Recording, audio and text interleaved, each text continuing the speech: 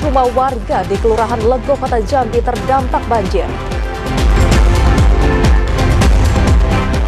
Direktorat Kepolisian Perairan dan Udara Polda Jambi menggerebek tempat yang dijadikan pesta narkoba. 19 lokasi TPS di Kabupaten Muaro Jambi masuk dalam wilayah 5T.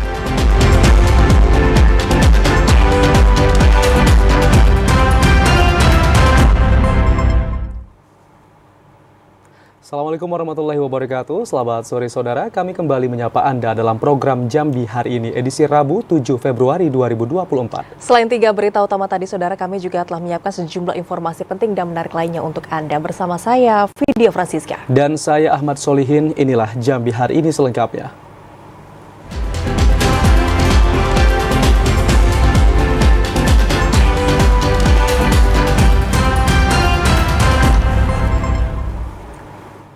Saudara, meski sempat surut, banjir di Kelurahan Legok, Kecamatan Danau Sipin, Kota Jambi kembali menggenangi rumah warga. Sekitar 2.200 rumah warga terdampak banjir. Banjir di Kelurahan Legok, Kecamatan Danau Sipin, Kota Jambi kembali menggenangi rumah warga. Akibatnya 2.200 lebih rumah warga terdampak banjir. Dari jumlah itu 160 diantaranya telah menggenangi pelataran rumah warga. Lurah Legok Rahmansyah mengatakan, banjir yang kembali menggenangi rumah warga disebabkan tingginya intensitas hujan dalam beberapa hari terakhir. Meski sempat surut, namun ketinggian Sungai Batanghari saat ini mencapai 14,67 meter dari dasar sungai. Memang saat ini air terus naik dan juga saat ini juga musim hujan terus meningkat.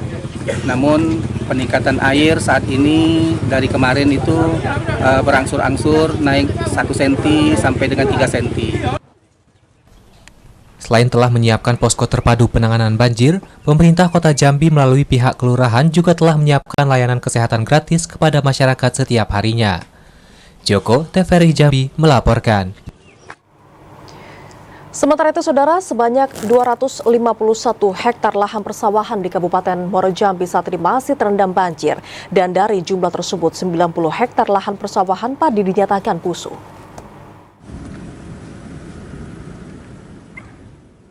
Lebih 1 bulan banjir menggenangi sejumlah desa di Kabupaten Muaro Jambi. Meluapnya air Sungai Batanghari tidak hanya merendam pemukiman rumah warga, namun juga merendam sekitar 226 hektar area persawahan yang berada di Kecamatan Kumpeh Ilir dan Ulu. Dari jumlah itu, 90 hektar lahan persawahan padi dinyatakan fuso. Kadis Pertanian dan Hortikultura Kabupaten Muaro Jambi, Parhuman Lubis mengatakan, rata-rata usia padi yang fuso baru berusia 10 hingga 30 hari. Banjir yang tak kunjung surut membuat sebagian petani padi menunda masa tanam. Mencoba ini dan kita sudah laporkan, kita bekerja sama dengan provinsi nanti bagaimana untuk menindaklanjutinya, minimalnya penggantian daripada bibit untuk para petani yang terdampak kena banjir tadi. Parhuman Lubis menambahkan, hingga saat ini pihaknya belum dapat memastikan kerugian yang dialami petani. Petani yang gagal panen nantinya akan diperjuangkan untuk mendapatkan bantuan berupa benih padi. Untuk 1 hektar sawah akan mendapatkan besaran bantuan 25 kg benih. Azam Afnan, TVRI Jambi melaporkan. Sementara itu, ruas jalan di Desa Tanjung Karang, Kecamatan Tanah Kampung, Kota Sungai Penuh rusak akibat banjir. Kerusakan jalan itu disebabkan banjir yang melanda pada Januari lalu. Dampak banjir yang melanda wilayah Kota Sungai Penuh mengakibatkan ruas jalan di Desa Tanjung Karang, Kecamatan Tanah Kampung mengalami kerusakan. Kondisi aspal di badan jalan itu retak dan nyaris terputus karena dasar dan tebing jalan tergerus oleh air. Hal itu mengakibatkan terhambatnya akses lalu lintas bagi warga. Camat Kecamatan Tanah Kampung, Herman Tony mengatakan, kerusakan jalan di Desa Tanjung Karang disebabkan meluapnya Sungai Batang Merau yang mengikis pondasi jalan.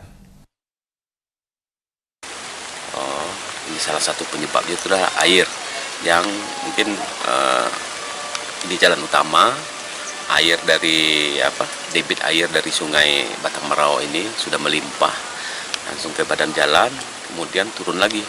Nah, ini salah satu penyebab itu karena digerus oleh derasnya air Hermantoni menambahkan hingga saat ini, para pengendara yang ingin melintas terpaksa diarahkan untuk melewati jalur alternatif yang berada di belakang pemukiman warga. Jalan hanya dapat dilalui oleh kendaraan roda 2. Ilwan, TVRI Jambi melaporkan.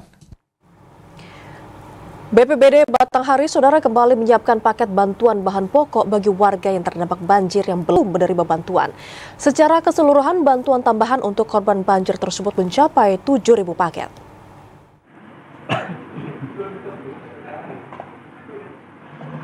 Banjir yang menggenangi sejumlah wilayah di Kabupaten Batanghari belum surut. Dari hasil pendataan, wilayah terdampak banjir kembali meluas hingga ke 87 desa kelurahan. Untuk memaksimalkan bantuan kepada warga yang terdampak banjir, pemerintah Kabupaten Batanghari kembali menyiapkan tambahan 7.000 paket pasokan bantuan kebutuhan pangan. Sekretaris BPBD Batanghari Samra Lubis mengatakan, saat ini masih terdapat 5.800 lebih kepala keluarga yang terdampak banjir yang belum menerima bantuan. Direncanakan kebutuhan pangan itu telah tersedia dalam minggu ini agar dapat segera disalurkan kepada warga yang membutuhkan. Itu masih ada sekitar 5.800 lebih kakak yang mengusulkan untuk mendapat bantuan yang belum kita bantu. Sisanya oleh Pak Bupati disampaikan bahwa tolong dihitung betul dulu. Sebelumnya, pemerintah Kabupaten Batanghari telah menyalurkan bantuan 17.000 paket bahan pokok kepada warga terdampak banjir. Adi Juniawan, TVRI Jambi melaporkan.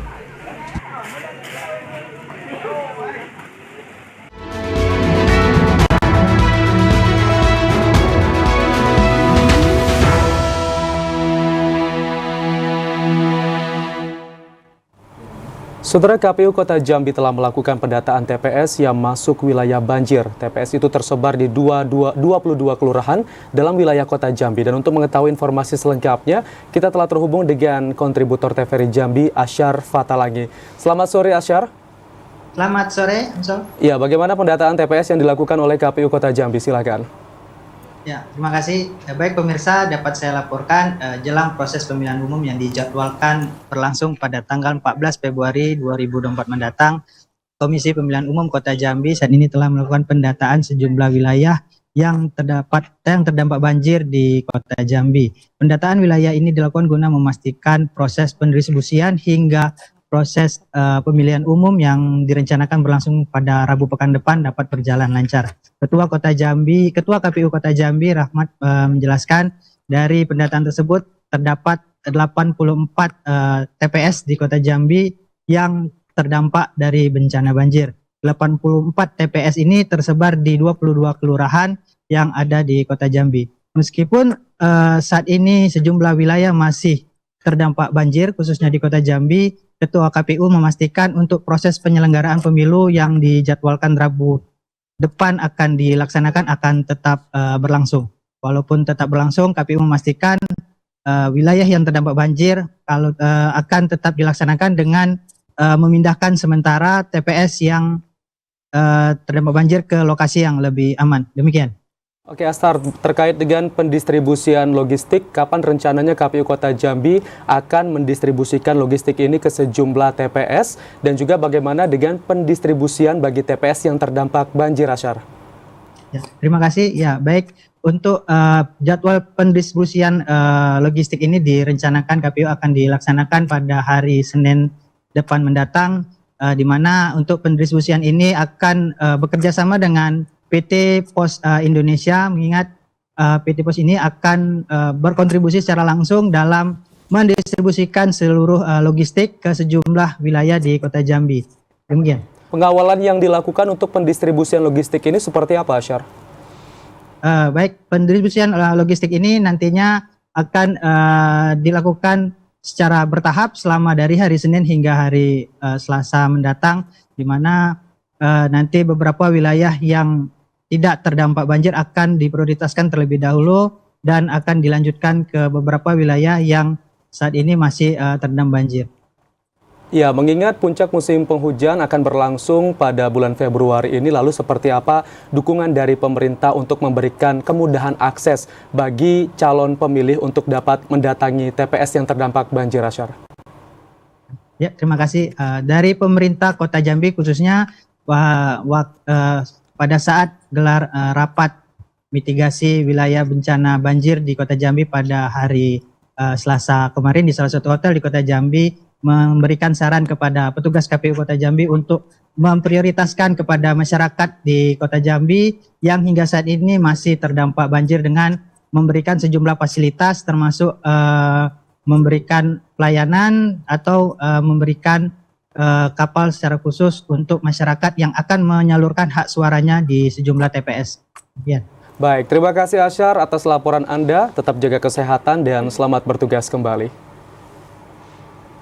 Sementara itu, Saudara, KPU Kota Jambi memastikan pendistribusian logistik berlangsung pada tanggal 11 hingga 13 Februari mendatang.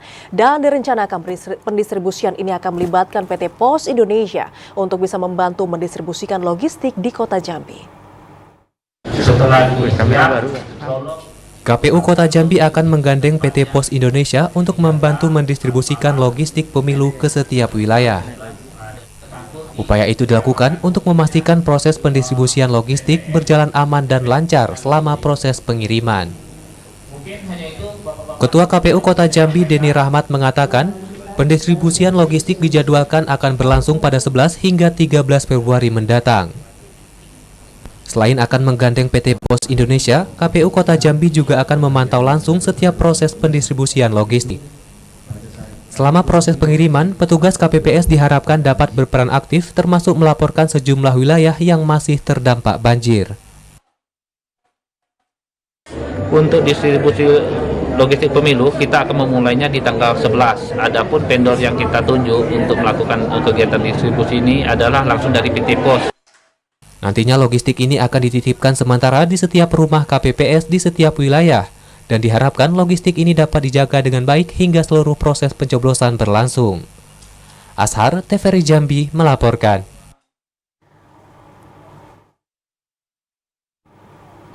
Saudara, warga binaan permasyarakatan Lapas Narkotika kelas 2B Muaro Sabak diharapkan dapat ikut berpartisipasi pada pemilu 2024 kali ini. Informasi selengkapnya akan kami hadirkan usai pariwara berikut ini. Tetaplah bersama kami.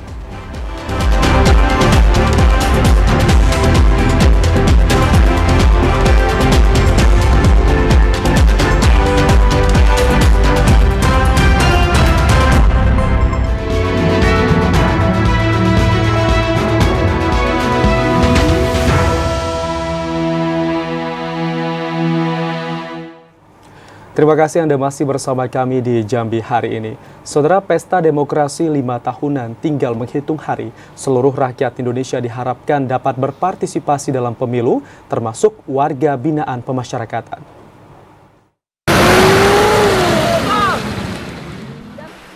Warga binaan pemasyarakatan atau WBP Lapas Narkotika kelas 2B Muaro Sabak siap berpartisipasi dalam pemilu 2024 yang akan digelar pada 14 Februari mendatang. Hal ini terlihat dari antusiasnya WBP dalam mengikuti sosialisasi pemilu yang diselenggarakan oleh KPU Kabupaten Tanjung Jabung Timur. Komisioner KPU Kabupaten Tanjung Jabung Timur, Junianto, mengatakan sosialisasi itu bertujuan untuk memberikan pemahaman kepada WBP tentang teknis dan tata cara pemungutan suara dalam pemilu 2024. KPU juga menampilkan contoh surat suara yang akan digunakan pada pemilu, yakni surat suara pemilihan presiden, DPR RI, DPD RI, DPRD Provinsi, dan DPRD Kabupaten. WBP Lapas Narkotika kelas 2B Muaro Sabak yang berjumlah 353 orang yang akan menggunakan hak suaranya di TPS yang disediakan di dalam lapas. Surat suara yang diberikan kepada WBP akan disesuaikan dengan domisili. Untuk kegiatan hari ini kami sangat mengapresiasi dari lapas, acara ini bisa kita laksanakan dengan harapan bahwa warga binaan yang ada di Lapas Muaro Sabak ini juga bisa mengetahui, mendapatkan pengetahuan dan pendidikan politik terhadap pemilu tahun 2024 ini.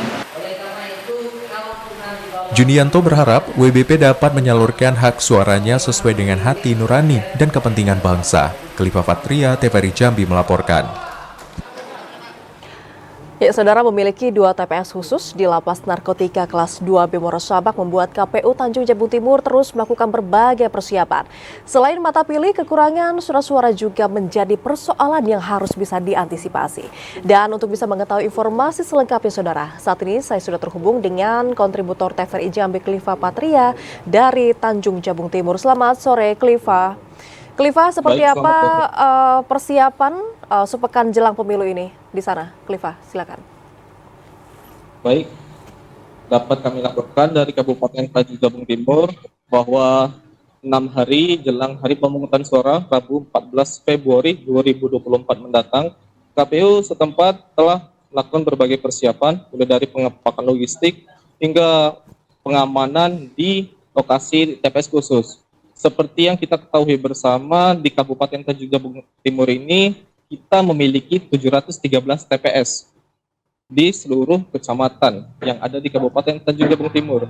Dari 713 TPS ini, 2 diantaranya merupakan TPS khusus yang difokuskan di dalam Lapas Narkotika kelas 2B Muara Sabak. Adapun DPT warga binaan di lapas tersebut, berdasarkan dari catatan KPU per tanggal 21 Juni 2023 yang lalu, itu sempat ada 411 warga binaan yang tercatat di dalam DPT. Namun seiring dengan bergantinya tahun dan pergeseran tahanan, perpindahan tahanan, DPT tersebut berkurang menjadi 353 orang. Nah, dari 353 orang DPT ini tentunya ada penambahan DPTB atau daftar pemilih tambahan di dalam lapas sebanyak 177 jiwa. Jadi total keseluruhan mata pilih yang ada di dalam TPS khusus di Lapas Narkotika kelas 2B Muara Sabak itu berjumlah 530 jiwa. Nah, untuk selain surat suara, KPU juga telah memiliki surat suara dari TPS-TPS terdekat untuk mengantisipasi bila mana di TPS tersebut ada kekurangan surat suara. Selain itu, KPU juga memiliki catatan bahwasanya di lapas tersebut berpotensi adanya DPK atau daftar pemilih khusus. Jika DPK ini memilih, tentunya KPU akan langsung berkoordinasi dengan PPK maupun TPS terdekat lapas untuk mencari surat tambahan. Demikian. Baik, Kliva. Kemudian untuk petugas KPPS nantinya ini akan didatangkan dari mana saja? Apakah dari KPU langsung atau seperti apa? Nah, untuk petugas KPPS di dalam lapas itu sendiri berasal dari petugas yang ada di lapas berjumlah 7 orang, sedangkan linmasnya itu 2 orang berasal dari pengamanan di depan LP. Selain itu, catatan dari KPU juga setelah dilakukan penjumlahan mata pilih ini, KPU kekurangan surat suara 168 surat suara. Angka sebesar ini KPU terus mencari untuk melakukan pengepakan sebelum didistribusikan ke Kecamatan Geragai itu 1 hari jelang hari pemungutan, tepatnya di tanggal 13 Februari 2024 hari Selasa. Baik, Kliva, kalau Anda melihat di Lapas Narkotika kelas 2B Morosabak, seperti apa antusias dari warga binaan di sana untuk bisa menyambut pesta demokrasi di tahun 2024 ini, Kliva? Ya, setelah kita melakukan rakor maupun sosialisasi ke dalam lapas kemarin di hari Rabu 6 Februari, antusiasnya begitu luar biasa. Banyak warga binaan yang sangat menanti-nantikan pemilu ini, karena bagi mereka pemilu ini pesta demokrasi yang sangat ditunggu bagi seluruh masyarakat Indonesia tentunya. Mereka diharapkan bisa memilih dan menggunakan hak pilihnya sesuai hati nurani dan diminta untuk tidak golput. Baik, terima kasih Kliva Patria, kontributor TVRI Jambi yang langsung melaporkan dari Kabupaten Tanjung Jabung Timur. Selamat sore Kliva, selamat bertugas kembali. Saudara, Bawaslu Kabupaten Batanghari belum menerima laporan pelanggaran kampanye yang bersifat berat. Mayoritas pelanggaran merupakan kesalahan pemasangan APK di titik terlarang.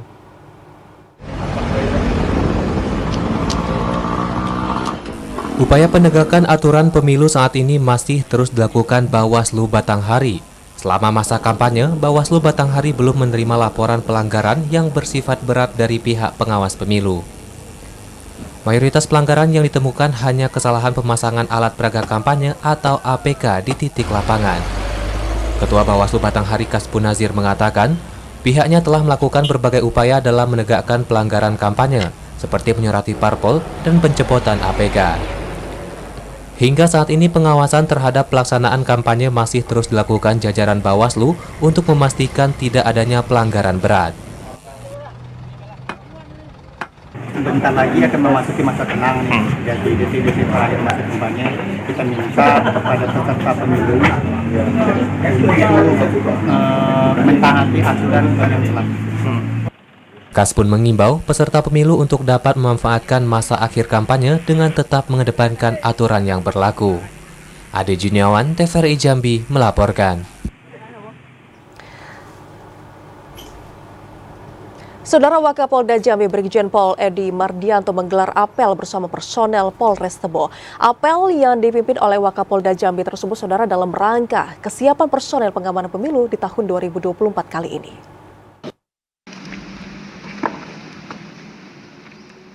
Wakapolda Jambi Brigjen Pol Edi Mardianto menggelar apel kesiapan personel pengamanan pemilu tahun 2024 di Polres Tebo. Dalam arahannya, Brigjen Pol Edi Mardianto menyampaikan, kunjungan kerja yang dilakukan ke seluruh Polres dalam rangka pengecekan kesiapan personel pengamanan pemilu tahun 2024. Brigjen Pol Edi Mardianto percaya personel pengamanan pemilu tahun 2024 telah mengetahui tugas dan tanggung jawab selama melaksanakan pengamanan pemilu nantinya. Untuk Tebo ini aman masih terkendali dan masih bisa kita lakukan pengecekan tadi dalam keadaan aman dan stabil lah negara untuk di wilayah Tebo ini. Insya Allah. Tak hanya memberi arahan, Brigjen Pol Edi Mardianto juga melakukan pengecekan logistik yang disiapkan masing-masing personil. Pada pemilu tahun 2024, Polda Jambi akan menerjunkan 85 personel untuk membantu pengamanan di wilayah hukum Polres Tebo. Intizam, TVRI Jambi melaporkan. Sementara itu, Polres Tanjung Jabung Barat telah memetakan daerah rawan konflik pada pemilu 2024. Pemetaan daerah rawan konflik ini bertujuan agar pelaksanaan pemilu berlangsung aman, lancar, dan tertib. Berbagai upaya terus dilakukan Polres Tanjung Jabung Barat dalam mendukung suksesnya pelaksanaan pemilu 2024, salah satunya pemetaan daerah rawan konflik. Pemetaan daerah rawan konflik itu bertujuan agar pelaksanaan pemilu berlangsung aman, lancar, dan tertib. Kapolres Tanjung Jabung Barat AKBP Fadli mengatakan, pihaknya telah berkoordinasi dengan Bawaslu dan instansi terkait lainnya dalam pemetaan daerah rawan konflik. Selain telah memaksimalkan peran Babin Kamtibmas untuk mencegah terjadinya konflik, Polres Tanjab Barat juga akan mendapatkan tambahan personel pengamanan dari Polda Jambi. Jadi dapat kami sampaikan kepada sekalian bahwa untuk Tanjab Barat ini kan terdiri 5 dapil. Kemudian jumlah TPS di tempat itu sebanyak 1020 TPS. Kemudian untuk klasifikasi TPS sendiri itu 868 kategori kurang rawan, kemudian 150 kategori rawan. Dan kita memiliki 2 TPS khusus yang ada di LP kelas 2 Kuala Tungkal.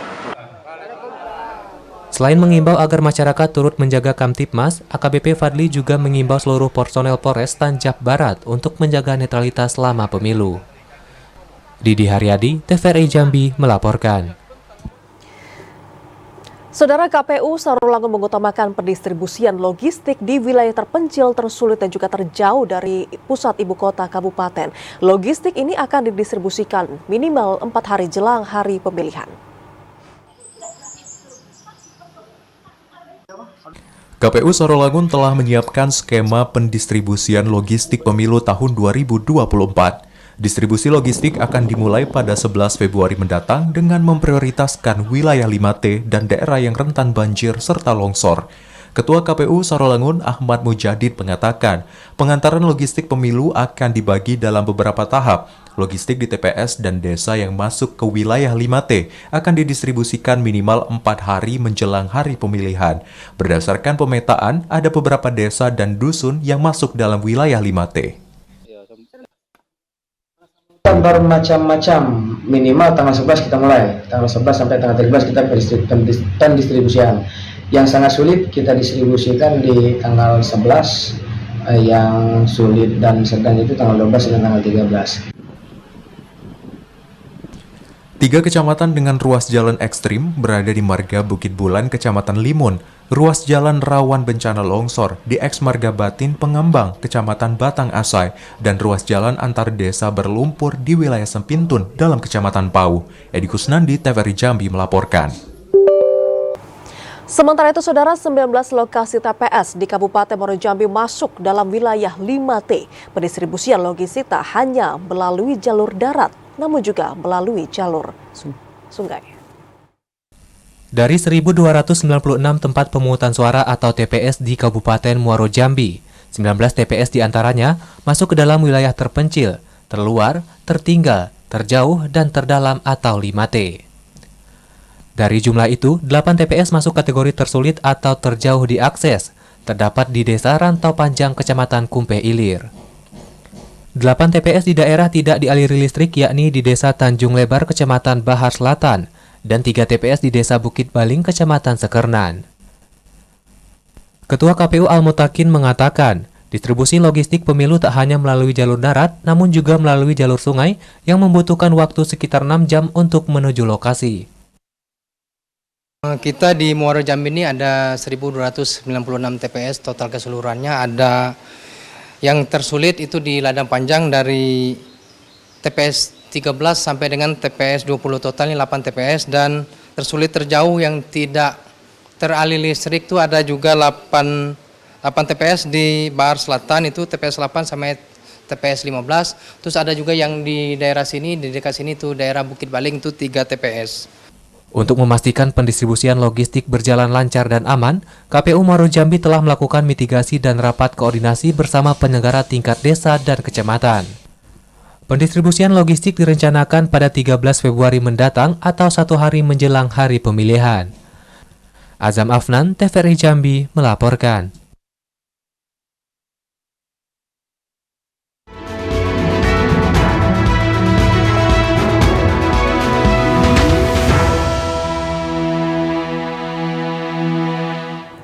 Saudara, pemerintah Provinsi Jambi menerima penghargaan kepatuhan standar pelayanan publik tahun 2023. Informasi selengkapnya akan kami hadirkan dalam segmen advertorial usai pariwara berikut ini.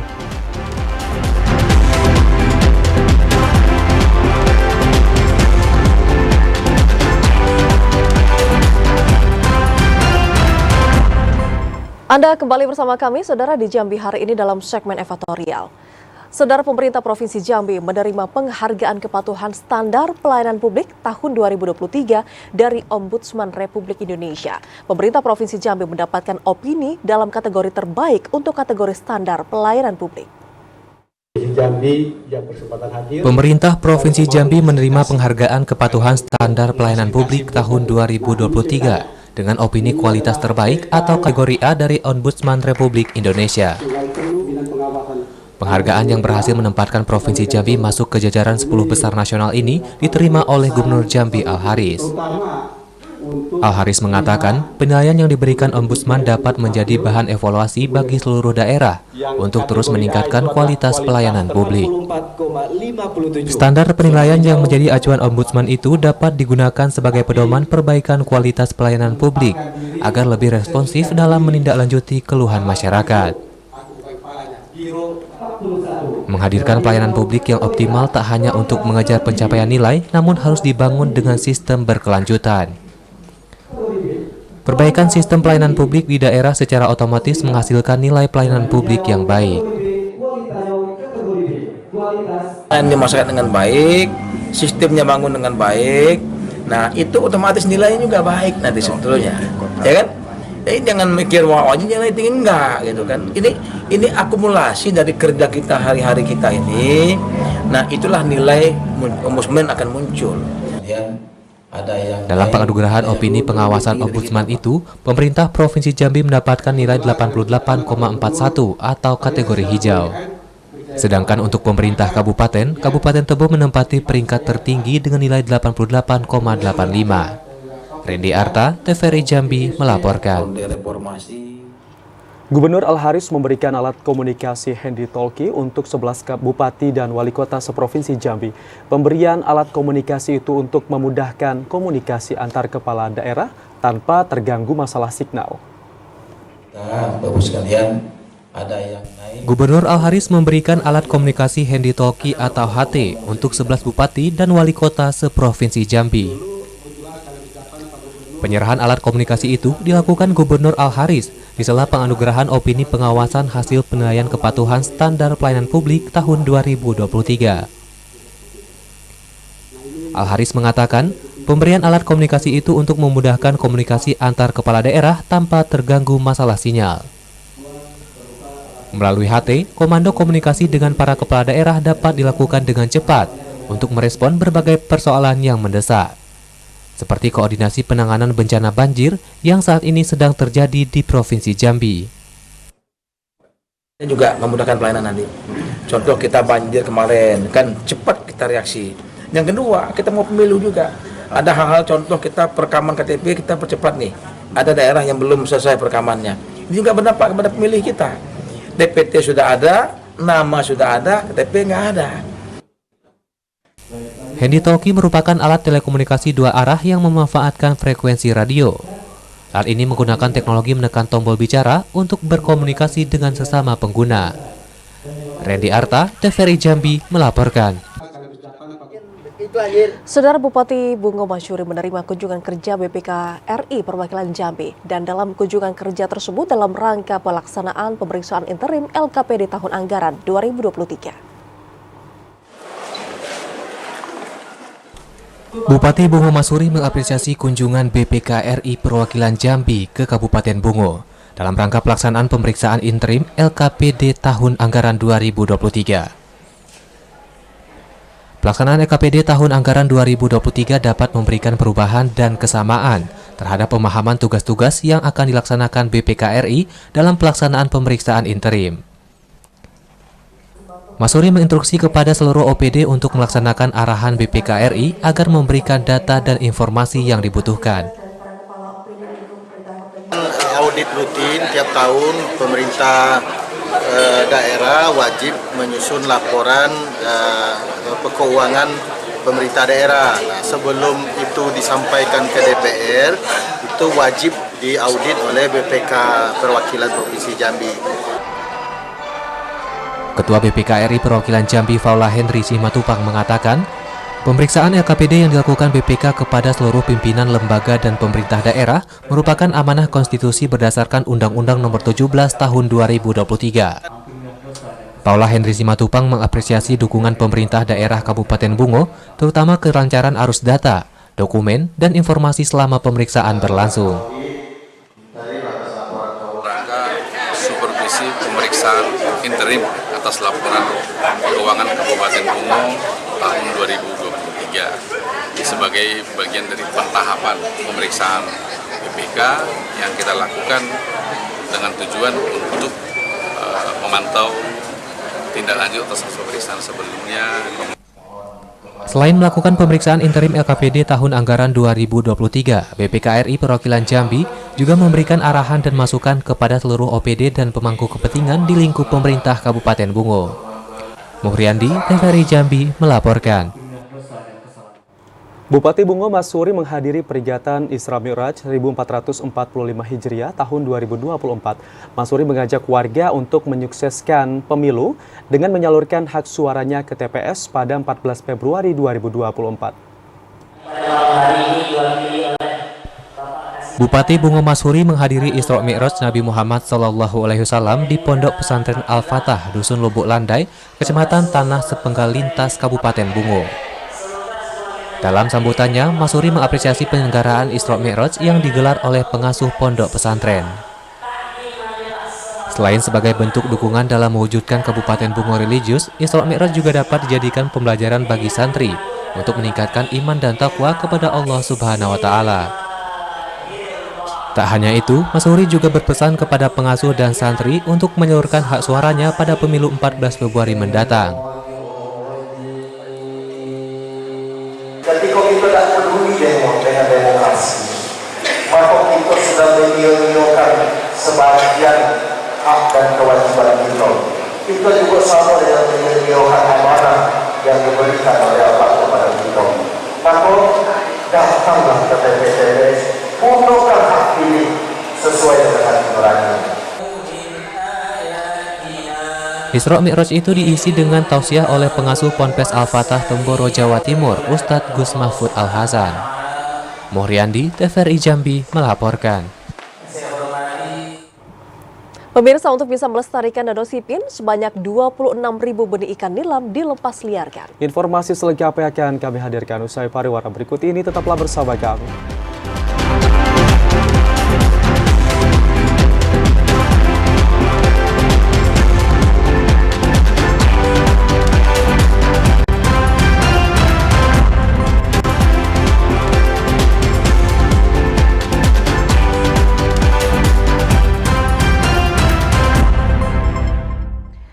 Anda kembali bersama kami di Jambi hari ini dalam segmen, maksud kami saudara, Direktorat Kepolisian Perairan dan Udara Polda Jambi menggerebek tempat yang dijadikan pesta narkoba. Dan dalam pengungkapan tersebut, ke-6 orang maksud kami ditangkap termasuk seorang pengedar narkoba.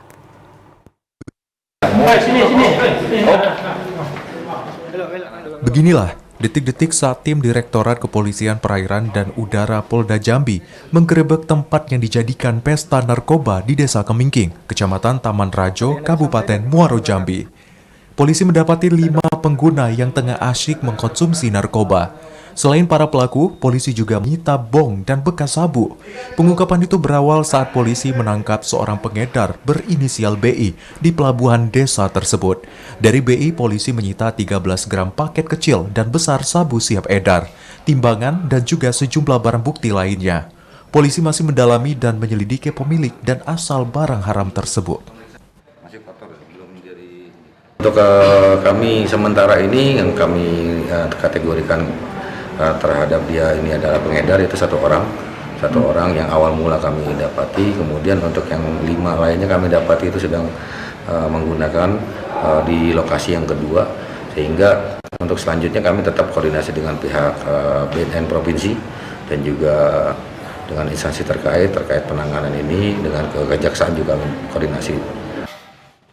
Untuk proses penyelidikan, para pelaku ditahan di rutan Mapolda Jambi dan dijerat dengan Undang-Undang Nomor 35 Tahun 2009 tentang narkoba. Ari Haryono, TVRI Jambi melaporkan. Satres Narkoba Polres Kerinci meringkus bandar narkoba di Kabupaten Kerinci. Dari hasil penangkapan, polisi berhasil menyita barang bukti berupa 29 paket sabu siap edar.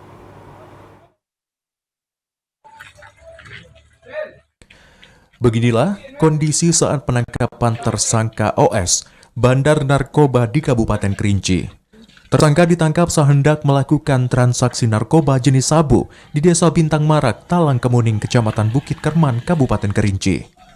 Tersangka berikut barang bukti berupa 29 paket sabu yang dibungkus plastik siap edar, 1 unit motor, dan 1 buah telepon genggam yang dijadikan alat komunikasi untuk bertransaksi narkoba langsung diamankan ke Mapolres Kerinci untuk penyelidikan lebih lanjut. Kapolres Kerinci Muhammad Mujid mengatakan, tersangka merupakan target operasi sejak September 2023 lalu dan sangat sulit ditemukan karena keberadaannya selalu berpindah-pindah.